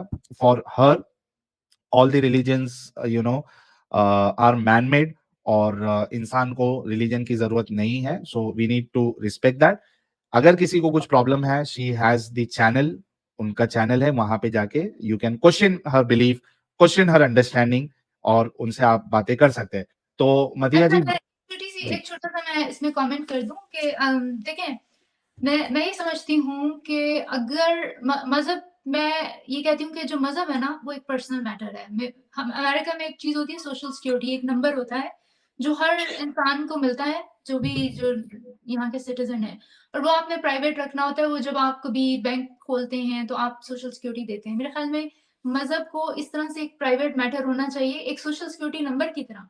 आपको जाके ऐलान करने की ज़रूरत नहीं, मेरा ये मज़हब है, मेरा ये मज़हब है। मसला तब आता है जब आप ये सोचते हैं बस आप ही का मज़हब ठीक है, बाकी लोगों का मज़हब गलत है, और फिर आप कोशिश करते हैं कि आप अपने मज़हब को फैलाएँ, फिर आप दूसरों को ज़बरदस्ती उन पे करें कि ये जो है ना बस यही ठीक है, इसी को फ़ॉलो करो, आपने इस रंग के कपड़े पहनने हैं, आपने इस तरह से ड्रेस अप होना है। आपको पर्सनली जिसने जो भी मज़हब फ़ॉलो करना है वो करे, लेकिन मसला तब आता है जब आप एनफोर्स करते हैं दूसरों पे थोपते हैं और उसके बाद अपने लॉज़ लाते हैं। दूसरों मेरा ख्याल है कि as a human we all have the right to exist the way we want. आप जो भी मज़हब को फ़ॉलो करते हैं उसको फ़ॉलो करें, अपने दिल में रखें। दूसरों पे आपको थोपने की ज़रूरत नहीं है। मसला तब आ रहा है जब यहाँ दुनिया में लोग एक दूसरे पे अपना मज़हब थोप रहे हैं। That is the problem. Wow! Guys, अगर मदिया जी के लिए आप लोगों के पास कोई क्वेश्चन है तो आप सुपर चैट के ज़रिए से जल्दी से क्वेश्चन कर सकता है ताकि मैं उनसे वो चीज़ ले लूँ, मतलब उसका जवाब ले लूँ। और दूसरी चीज़ कि एडम साहब से अभी मेरा चैट पे बात हुई है, he is fine, he will join us in some time. तो आप लोग बिल्कुल फ़िक्र ना करें एडम साहब की, वो खुद आके आप लोगों को बता देंगे क्या मामला हुआ था, और वो अभी थोड़ी ही देर में जल्दी से हमारे साथ जॉइन करेंगे। किसी के पास कोई क्वेश्चन है मदिया जी के लिए, जल्दी से जल्दी आप लोग भेजिए। और जो फ्री मेंबरशिप हमारे मार्स इनकमिंग भाई ने दी है 50, उसको जल्दी से क्लेम कर ले। उसके अलावा हमारे और एक भाई ने 10 मेंबरशिप गिफ्ट की थी, वो भी आप लोग जो है वो क्लेम कर ले। स्टेप्स जो है हमारे मॉडरेटर्स आप लोगों को बता देंगे। जॉन रैम्बो जी आपको कह रहे हैं मदिया जी के USA has many radical Muslims, please take care of your safety and don't trust मोमिन्स, please they can talk sweetly and then deceive you. ये एक आपके लिए एक एडवाइस थी। Thank you. मार्स इनकमिंग भाई ने 50 मेंबरशिप और गिफ्ट किया, थैंक यू सो मच। कह रहे हैं Islamic countries women reports rape, women gets charge with adultery and hang, women stop reporting rape, now there is no rape. ताड़ा, बिल्कुल आपने ये सही कहा है कि इस तरीके की बातें तो होती है। जॉन रैम्बो कह रहे हैं, और उसके बाद फिर इनका दावा होता है कि भाई देखो इस्लामिक कंट्रीज को देखो, वहां पे जो क्राइम रेट है वो काफी कम है। तो भाई जब रिपोर्ट ही नहीं होंगे केसेस तो क्राइम रेट जो है वो आपको दिखेगा कहाँ से? तो बड़ा अच्छे तरीके से आपने बताया है। और ये तो हमने ले लिया था जॉन रैम्बो भाई का मैसेज। साहिल की Rolex was Islam just very bad, not other religion that bad. ये बात से मैं आपकी एग्री करता हूँ। अजय भाई कह रहे हैं thanks to God Adam is fine and shine, he will join us soon. Shreya Nedar ji member बनी है। किसी के लिए अगर कोई सवाल है तो जल्दी से भेजिए ताकि मैं इनसे ले लूं। नूरिया जी का भी एक मैसेज आया था, वो भी ले लेता हूं मैं। आई हर्ड दैट आप लोग साथ में कई सारी स्ट्रीम करते हैं, तो नूरिया जी के साथ भी मैंने एक शो किया था। मेरे ख्याल से 2 साल पहले हमने एक शो किया था। तो अगर किसी को देखना है वो पॉडकास्ट, तो आप मेरे चैनल पे पुरानी वीडियोस में जाकर चेक कर सकता है। नूरिया जी कह रही हैं प्लीज तमीज से पेश आया करे गेस्ट से, खवातीन वैसे कम सामने आती है, डॉक्टर मदिया की तरह बदतमीज कमेंट से बाकी भी डिस्करेज होंगे। बिल्कुल आपने सही फरमाया है, और हमारे मॉडरेटर्स बैठे हुए हैं, कोई इस तरीके से हरकत करे तो उनको टाइम आउट और ब्लॉक करने के लिए। लुसिफर मॉर्निंग स्टार कह रहे हैं सिर्फ वेदांत ही साइंस की कसौटी पर खड़ा उतर सकता है, बाकी हिंदुइज्म के पुराणों में भी अवैज्ञानिक बातें लिखी हुई है, क्योंकि पुराण कुरान बाइबल सब मनुष्यों ने ही लिखे। Thank you so much Lucifer भाई आपकी बात रखने के लिए। और ह्यूमैनिटी अबव ऑल कह रहे हैं the goal in this cult is to go to जन्नत, but women can only be, ये क्या है, women can only be brothel madams.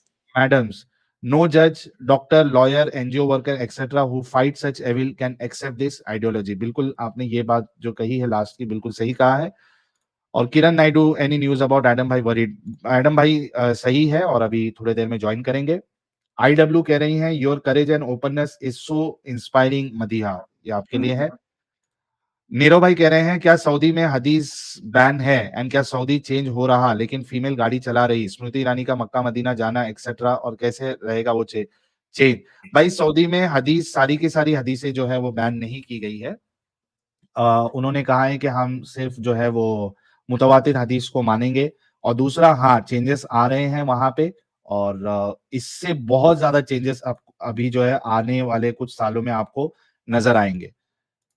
And all credit goes to MBS ji, Mohammed bin Salman साहब, उनकी देख रेख में ये सारी चेंजेस आ रहे हैं। ऑफ द रिकॉर्ड करें दीन, रिलीजन और धर्म they are not same. Thank you so much for the information of भाई। लुकस भाई करे it's enough if someone left Islam, it doesn't matter to Hindu which religion you chose, Hindu not had problem with Islam if it had not preach hate towards everyone. बिल्कुल सही आपने फरमाया Lucas भाई। और अनिंद्या बसु कह रहे हैं आपने किस में स्पेशलाइजेशन किया है? Infectious disease. Oh, infectious disease में, वाह। अच्छा, एक मैं कभी कभार थोड़ी कॉमेडी भी कर लेता हूँ डॉक्टर मदिया जी, चूंकि आप डॉक्टर भी है, एमडी भी है, ये इतने ब्राइट और वाइट दांतों के लिए कुछ टिप्स हमें भी और हमारे दर्शकों के लिए भी दीजिए कि आपकी तरह इतने साफ सुथरे और चमकते दांत पाने के लिए क्या इस्तेमाल किया जाए? अच्छा वो आजकल तो वो क्रेस्ट व्हाइटनिंग स्ट्रिप्स आती हैं, हाँ। पता नहीं यहाँ अमेरिका में तो मिलती हैं, इंडिया में भी मिलती होंगी। इंडिया इज़ क्वाइट क्या बताया आपने नाम? Crest, CREST, crest. अच्छा, नहीं वो क्रेस्ट मेडिकल में जाके देखना पड़ेगा क्या चीज़ है। व्हाइटनिंग स्ट्रिप्स होती हैं, वो आप उनको ना एक स्ट्रिप आती है, उसको आप काट के लगा लें, रात को लगा लें और सुबह उठें तो आपके दांत व्हाइट। अरे वाह! व्हाइट हो जाए। चलो ये तो अभी ट्राई करना ही पड़ेगा। अरे वो ट्राई नहीं किया जाहिर साहब, नमस्ते। अरे वो गुल हाँ, गुल गुल बहुत बहुत काम देता है, गुल। अरे एक गुल में नूर का लेकिन गुल आता है। नशा भी होता है ना भाई। हाँ, अच्छा रुको मैं आ रहा हूँ, बता रहा हूँ। लोग वैसे बेकिंग सोडा वगैरह भी लगाते हैं, लेकिन ये चीज़ें जो टोटके हैं ना, अगर ये स्ट्रिप्स हैं ईज़ी हैं, आप उठाएँ लगा लें, जिस तरह एक स्टिकर होता है ना, हाँ, हाँ। तो बेकिंग सोडा तो आपको एफर्ट करनी पड़ती है, स्पेशली रगड़ें दाँतों पे और ये वो। So hmm, that can be done too, that's cheaper I think. ठीक है, दैट्स गुड। लेकिन आपने जो बताया मैं ज़रूर कोशिश करूँगा, जो केमिस्ट है वहाँ पे अगर मिल जाए तो हम ज़रूर उसका इस्तेमाल करेंगे। अच्छा, मेरा आपसे क्वेश्चन है साहिल कि यस, आपका एक बहुत फेमस हुआ था प्रोग्राम, उसी से मुझे आपका पता चला था, जो आपकी मुल्ला से इंडिया साथ टीवी वाला? डिबेट हुई थी। जी, मुल्ला से हुँ, साथ आपकी डिबेट हुई थी, तो आप उसमें तो आप फुल फेस के साथ आए थे, अब आप अपना हुँ। फेस कवर करते हैं। What is the reason? हाँ, मैं बताता हूँ। असल में मैं जब चैनल स्टार्ट किया था तो मैं अपना फेस छुपा के ही मैं एक्टिविज़्म स्टार्ट किया था। तो मेरे कुछ दोस्तों ने मेरी आइडेंटिटी लीक की थी। फिर आपके पाकिस्तान के मुफ्ती बमदर्द साहब हैं, उन्होंने बाकायदा मुझे धमकियाँ देना शुरू करी कि आप जो है वो एडम साहब जो हमारे हुज्जतुल मुर्तदीन हैं, उनको आप हटा दो वरना मैं आपकी आइडेंटिटी सब लोगों के सामने लीक कर दूँगा। तो मैंने कहा कि इस तरीके से डरा के आप मेरी आवाज़ को बंद नहीं कर सकते। तो उन्होंने फिर मेरी आइडेंटिटी पूरी लीक की, सारे लोगों को बताया मैं कौन हूँ, कहाँ रहता हूँ, क्या पढ़ाई की है, क्या काम करता था, कैसा था, सारी चीज़ें उन्होंने बताई। उसके बाद फिर मैंने कुछ दिनों के लिए अपना चैनल बंद किया, फिर से स्टार्ट किया, फिर मुझे न्यूज़ चैनल से बुलावा आया और वहाँ पे और चूँकि इन्होंने मेरी आइडेंटिटी लीक कर दी थी, तो मैंने बोला कि चलो खुल के ही आते हैं फिर। तो मैं फेस के साथ फिर वहाँ पे इंडिया टीवी पे भी गया, लेकिन फिर मुझे बाद में ऐसा लगने लगा चूँकि मैं अभी इंडिया में हूँ, भारत में हूँ और भारत में अभी माहौल इतना यूएसए या वैसा नहीं है कि आप खुल के एक्टिविज़्म कर सको। यहाँ पे अभी भी खतरा है, जो एक्स मुस्लिम्स हैं उनके लिए या एक्स मुस्लिम अगर इन जनरल आप नहीं भी ले लो, उन लोगों के लिए जो खुल के एक्टिविज़्म कर रहे हैं और इस्लाम की हकीकत लोगों को बता रहे हैं। तो मैंने सोचा कि अभी यार 40-50 हज़ार सब्सक्राइबर है फिलहाल, तो जब ये और बढ़ेंगे तो मिलियंस में जाएँगे, तो हो सकता है कि मेरा खतरा और बढ़ जाए और जो मेरी सोशल लाइफ़ है उसको मैं हैम्पर नहीं करना चाहता हूँ। मैं इस वजह से मैंने फिर फेस के साथ आना बंद कर दिया ताकि लोग मेरी शक्ल जो है वो भूल जाएँ और मैंने अभी अपनी शक्ल जो है बहुत चेंज कर ली है, तो कोई अगर मुझे उस शक्ल से पहचानता भी है, तो वो अभी नहीं पहचानेगा। तो एक तो ये है कि थोड़ा खतरा भी टल गया और मैं मेरी सोशल लाइफ़ को ख़त्म नहीं करना चाहता हूँ। मेरे को घूमने-फिरने की अभी आदत हो गई है, दोस्तों से मिलना-जुलना भी मेरा रहता है, तो इस वजह से मैंने फेस के साथ आना बंद कर दिया। होपफुली जब मैं वैसा माहौल बन जाएगा हमारे भारत में, तो फिर से मैं खुल के आना शुरू कर दूँगा। अच्छा, मैं एक प्यारे बच्चों, जो कुछ करना था कर लो, अब्बू आ रहे हैं। और आप सनातन धर्म सिर्फ़ 10 सेकंड देना मुझे डॉक्टर जी। मदीहा जी क्योंकि हमारे सबसे प्यारे, सबसे न्यारे और मुर्तदों की शान और मोमिनों के लिए एक उलझन, इल्म का समंदर, सबसे प्यारे हमारे हुज्जतुल मुर्तदीन साहब आ चुके हैं। फ़र्शी सलाम के साथ आपका इस्तकबाल किया जाता है। एडम सीकर साहब, कैसे हैं आप? लोग परेशान थे, मुझे तो पता नहीं था, लोगों ने बताया, फिर हम भी परेशान हो गए। तो how are you now? Sir thank you so very much, धन्यवाद आपने मदिया जी को बुलाया। Madiha ji thank you so very much for joining in. बहुत बेहतरीन काम कर रही हैं वेस्ट में और बड़े ज़बरदस्त तरीके से कर रही हैं। साहिल भाई आई एम डूइंग गुड यार। अल्लाह का अज़ाब नाज़िल हुआ लेकिन मेरी गाड़ी के ऊपर हुआ, मैं बच-बचा गया। तो I am all good, I am all safe, सब ठीक है। आप सब लोगों की दुआएँ हैं, बेस्ट विशेज़ हैं जो मेरे साथ हैं, तो कुछ नहीं होने लगा। तो it's just a vehicle accident, तो व्हीकल कर लेंगे कुछ ना कुछ नहीं ले लेंगे। यानी यानी आपने मोमिनों को खुशी देते-देते खुशी छीन ली। अल्हम्दुलिल्लाह, अल्हम्दुलिल्लाह। ओके, अच्छा मदीहा जी कुछ पूछ रही थी, वो सवाल पहले ले लेते हैं फिर उसके बाद even you can have Sanatana hmm, धर्म है जो आपका, I don't know how to pronounce, मैंने हमेशा पढ़ा है। सनातन धर्म। सनातन धर्म, ठीक है। अच्छा, अब मुझे इसका ज़्यादा पता तो नहीं, लेकिन मैं एक बात कहूँगी कि अगर आप बिलीव करते हैं या करना चाहते हैं अपने रिलिजन पे, आई डोंट नहीं, हैव नहीं, मैं नहीं प्रॉब्लम। मानता हूँ किसी चीज़ को। मदीहा जी, आई एम मैं अपना एक अलग रिलीजन बना रहा हूँ, उसका नाम साइलिज़्म रहेगा।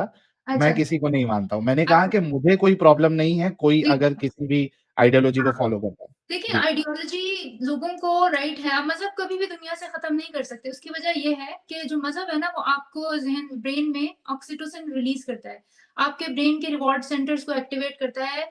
वही खुशी जो आप कभी कोई भी कोई कोई गेम कर रहे हैं, लोग सेक्स करते हैं, या ये रिवॉर्ड सेंटर ब्रेन के एक्टिव होते हैं। इसलिए जो लोग मज़हबी होते हैं, फिर वो और होते चले जाते हैं, क्योंकि आपका ब्रेन ऑक्सीटोसिन रिलीज़ करता है।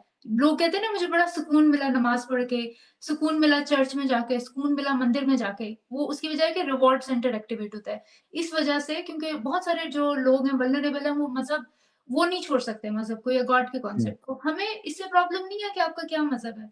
प्रॉब्लम ये है कि आपका मज़हब कितना टॉक्सिक है लोगों के लिए। और उसमें मैं मतलब मैंने तो सिर्फ़ कुरान इस्लाम ही पढ़ा है, और देखते हैं जो हो रहा है। अम, उसमें आप ये देखेंगे कि इनका सिर्फ़ ये नहीं है कि मुसलमानों का कि वो उन्होंने अपने तक रहना है। अगर आप अपने तक अपने मज़हब को रखें ना, नोबडी वुड हैव इश्यू। मुसलमानों से भी किसी को इश्यू नहीं होगा। लेकिन मसला ये है कि वो चाहते हैं दूसरे भी उसको फ़ॉलो करें, उसी को सही मानें, ये सारे दुनिया में फैल जाए, औरतें घरों में बंद हो जाएँ। That is when there is a problem, क्योंकि आप फिर अपने ऊपर नहीं रह रहे हैं। तो इसीलिए जो लोग मुझे सनातन धर्म की जो आगे आके बात करेंगे, देखें, मैंने तो अपना माइंड बना लिया है। I follow common sense, I am an atheist, I am a free thinker, I want to be like this. आपको सनातन धर्म मेक सेंस करता है, please follow it, as long as it doesn't have anything that affects others. अगर Islam में भी लोग सिर्फ़ इसी पे हम्बल हो जाएँ कि हाँ, ठीक है, शायद हमारा भी गलत हो सकता है, हम नहीं प्रूफ़ दे सकते, और हम्बल होके बैठ जाएँ, सिर्फ़ अपने तक रखें, we don't have problem. The problem we have it when you are so aggressive and you're killing people and you're being toxic. That is the problem. तो एक लाइन तो ड्रॉ करनी पड़ेगी ना। बिल्कुल। Uh, thank you so much Madiha ji for joining us. और सारे लोगों से फिर से रिक्वेस्ट है कि आप लोग मदीहा जी के चैनल को सब्सक्राइब कर लें, बहुत ज़रूरी है। और आपका कुछ फिक्स शेड्यूल होता है या फिर आपका मतलब कभी भी आप लाइव आती है, इफ यू नो एनीवन या वांट्स टू नो? मैं, क्योंकि मैं जॉब भी करती हूँ, I don't do this full time. मेरे पास जब टाइम होगा तो मैं उठ के, जो मेरे दिल में आता है, कभी कोई इश्यू चल रहा हो तो मैं उठ के वीडियो बना लेती हूँ। It's just depends. कभी मैं स्केड्यूल्ड वीडियोज़ भी होती हैं, आप प्लीज़ मेरे चैनल पे ज़रूर आएँ। अगर इसको एडम सीकर को भी, और just I just feel like कि जो एक्स मुस्लिम मूवमेंट है, हम सबको we should all join forces. Everybody is doing their job, लेकिन इतने कम लोग हैं जो ओपनली बात करते हैं इतने प्लेटफॉर्म्स पे। I think we all should join forces, ताकि हमारी सेफ्टी के लिए ज़रूरी है कि हम सब लोग मिलके ये काम करें, क्योंकि हम सबको थ्रेट्स हैं। एवरीबॉडी हू वांट्स टू, और हम थोड़े ऐसे बात करें कि लोग सब हमारी बात को सुने, और हम हमारी बात में, मैसेज में नफरत ना फैले लोगों में। लोगों को पता चले कि हमारा मैसेज जो है वो पॉजिटिव है। We are not trying to create hate between groups, between Hindu Muslim और between anybody else. We are just trying to make people aware कि ये कितना नुकसान हो रहा है इंसानियत का। बिल्कुल। देखिए, हमारे साथ और एक खातून जुड़ चुकी हैं भारत से, एक्स मुस्लिम एंजल जी है, ये भी एक्टिविज़्म करती है। तो आप इनको इनके चैनल पे भी आइए, इनको अपने चैनल पे भी बुलाइए, सो दैट एक लगे कि यार एक्स मुस्लिम ख़वातीन जो है इनमें दम है और ये एक्टिविज़्म बिल्कुल ज़बरदस्त तरीके से कर रही है। और एक वो जो मैंने कहा था कि जो मोमिनाएँ हैं उनको भी एक जो फीलिंग है, जो शर्म आती है ख़ास करके, या they they do not find it appropriate, बहुत सारे टॉपिक ऐसे होते हैं जो वो मर्द हज़रात से बात करें, तो आप लोग मौजूद हैं, जो इनके साथ बातें कर सकते हैं और उनकी बात सुन सकते हैं, वो क्या कहना चाहती है और आप क्या कहना चाहते हैं, तो एक डिस्कशन आप लोगों के चैनल पे हो सकता है। एंजल जी, आपका बहुत-बहुत इस्तकबाल है। थैंक यू सो मच और सभी को गुड इवनिंग और मदिहा मैम को भी जैसा इनका नाम है प्यारा सा वैसे ही इनका फेस भी दिख रहा है थैंक यू एकदम सो मच। यूट्यूब पे हाँ बहुत ही क्यूट लग रहे हैं बहुत प्यारी सी लग रहे हैं और अच्छा लगता है इन लोगों को देखकर साहिल सर मन में ना एक एकदम से एनर्जी आ जाता है फिर से थोड़ा सा आप पीछे जाते हैं फिर इन लोगों को देखकर एकदम आता है कि यार फेस दिखा कर आ रहे हैं और क्या चाहिए मतलब फिर मोमेंट जो उखाड़ना है उखाड़ लो यार हम लोग तो मतलब बस लगता है कि हाँ, ऐसे ही डट कर काम करना चाहिए। अगर किसी ऐसे चीज़ को मिटाना है, जो सदियों से मतलब 14 सालों से 1400 सालों से चलता आ रहा है, बिना मतलब का, बिना मीनिंग का, और लोग उसको मान रहे हैं, उस पे मरने मारने तक तुले हुए हैं। उसको मिटाने के लिए अगर महिलाएँ सामने आ रही है तो और क्या चाहिए? तमाचा है उन लोगों के लिए, जो अब तक ज़ुल्म किए हैं महिलाओं पे, मोमिन लोगों के लिए। बिल्कुल। कितना पढ़ लिख कर के भी मतलब निकल रही है इस्लाम से, तो और क्या चाहिए? जी, बिल्कुल। जी, थैंक यू सो आपका मच। वेलकम करते हैं। हाँ, आप ज़रूर आइएगा मेरे चैनल पे और आकर के मोमिन महिलाओं को थोड़ा-सा बताना ज़रूरी है, जैसा कि साहिल सर ने बताया है कि उनको निकलना बहुत ज़रूरी है इस कल्ट से, बहुत ज़्यादा ज़रूरी है। बहुत कुछ झेलती हैं वो बेचारी, क्योंकि हम लोग भी उसी से निकले हैं तो पता है कि हम लोगों ने क्या झेला है।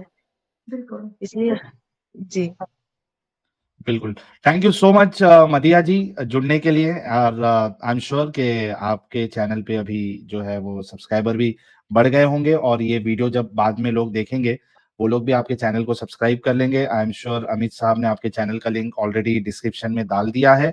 बहुत-बहुत शुक्रिया जुड़ने के लिए और बहुत अच्छा लगा आपसे बात करके। Thank you thank so you much. So much for having me. पता नहीं कब तक चैनल चलता है। मेरा ख्याल है मेरा भी बंद हो जाएगा बहुत सून। नहीं, नहीं, नहीं बंद होगा। नहीं टेंशन ना लें आप, बिल्कुल नहीं बंद होगा और अवैध साहब ने जो है उनका चैनल बंद हो गया है, उन्होंने अपील किया है। आई होप कि उनका चैनल अप हो जाए क्योंकि जहाँ तक मैंने देखा है अवैध साहब के चैनल पे उसमें कोई स्पैमिंग या कुछ इस तरह बल्कि वो तो इतना सॉफ्ट बात करते हैं, हम यहाँ पे जो है कभी-कभार बहुत ज़्यादा हार्श वर्ड यूज़ कर देते हैं लेकिन अवैध साहब जो है वो कभी इस तरीके की बात करते नहीं अपने चैनल पे, तो मुझे पता नहीं कि किस बुनियाद पे यूट्यूब ने उनके चैनल को उड़ा दिया है। तो उन्होंने ऑलरेडी अपील किया हुआ है। लेट्स सी वरना उन्होंने कुछ नया चैनल भी बनाया है तो वो फिर से शुरुआत हो जाएगी। तो बिल्कुल फ़िक्र ना करें, बस इंश्योर करें कि आप कोई भी कॉपीराइटेड चीज़ या फिर कुछ ऐसी फ़ोटोज़-वीटोज़ लाइव स्ट्रीम के दौरान ना बताइएगा जिससे आपको कम्युनिटी गाइडलाइन या कम्युनिटी स्ट्राइक या फिर जो दूसरे मोमिन हज़रात का अगर कोई आप वीडियो बता रही है तो उनके तरफ से कोई स्ट्राइक है। वरना यू कैन वर्क। हम भी 3 साल से चैनल चला रहे हैं, तो ऐसे ही तो चैनल उड़ा नहीं सकता YouTube, there has to be some reason. तो आई अवेश भाई के साथ क्या हुआ है वो भी हमारे सामने आ जाएगा क्योंकि अभी क्लैरिटी नहीं है। तो अपील के बाद हो सकता है उनका चैनल अप हो जाए। Let's see. Alright. Thank you. Stay safe everybody. हम सब लोगों को बिल्कुल, सेफ्टी की बस फ़िक्र रहती है सबकी। सो थैंक यू बिल्कुल। सो मच फॉर हैविंग मी और बहुत खुशी हुई आपके चैनल पे आके एंड सेम एवरीबॉडी आपकी सारी ऑडियंस और इंडिया में सबको एक चीज़ जो मुझे बहुत अच्छी लगती है, मैं आजकल म्यूज़िक सीख रही हूँ। इंडिया से मेरी टीचर हैं, वो बैंगलोर में होती हैं, तो वो बड़े जब भी मुझे बुलाती हैं तो मदीहा जी कहती हैं। तो मैंने ये नोटिस किया इंडिया में जब भी कोई आपको एड्रेस करता है तो आपको जी कहता है और I really love it. Pakistan में तो आपको बाजी या आंटी या फिर एक और लफ्ज़ इस्तेमाल करते हैं बीबी। आपको कौन आंटी बोलता है यार? नहीं बहुत बोलते हैं लोग। तो आपको बाजी, अच्छा, आंटी या बीबी कहते हैं और मुझे ये तीनों लफ्ज़ बहुत बुरे लगते हैं। तो मुझे बड़ा अच्छा लगता है जब मुझे इंडिया में जो जब भी एड्रेस करते हैं तो मदीहा जी कहते हैं। सो वाह! It's very beautiful. सो आप तो सब लोगों कौन-सी म्यूज़िक सीख रही हैं आप अभी? Indian Indian Bollywood music. अच्छा, अच्छा। Best of luck for that जल्दी से सीखिए और हम वो ज़रूर सुनेंगे आपने कितना सीखा है। तो थैंक यू सो मच